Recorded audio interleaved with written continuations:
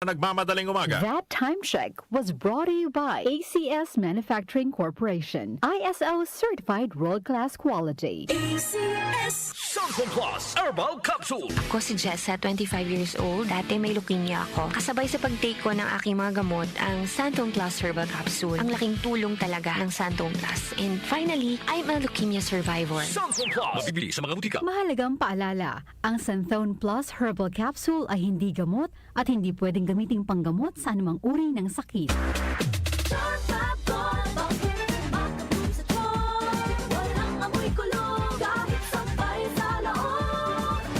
Charm Fabric Conditioner with Bloom Fresh Technology. May antibacterial na at ka-bloom sa bango ang dami. Charm Fab makabloom sa charm. Walang amoy kulong kahit sampay sa loob.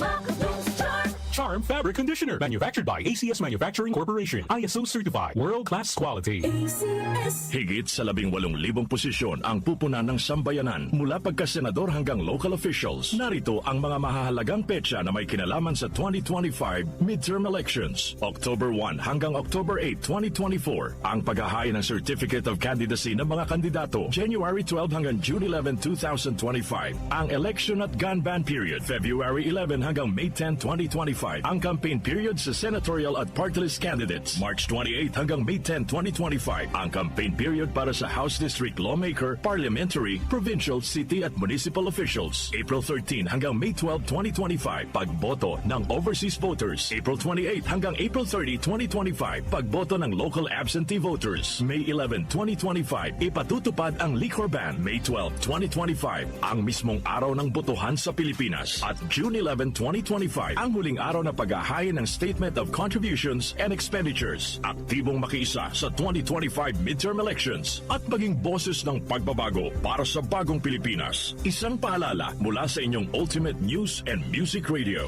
DWWW 774. Ang tunay na diwa ng Pasko ay pag-alala kay Hesukristo, pagtulong sa nangangailangan, panahon ng pagbibigayan, pagsasama-sama ng pamilya, at pagtataguyod ng kapayapaan.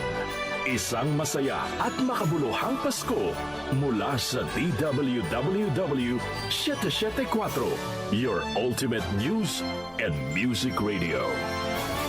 Si Brian Kitoriano, Ilocano, nang gigising sa inyo sa 774 Headline.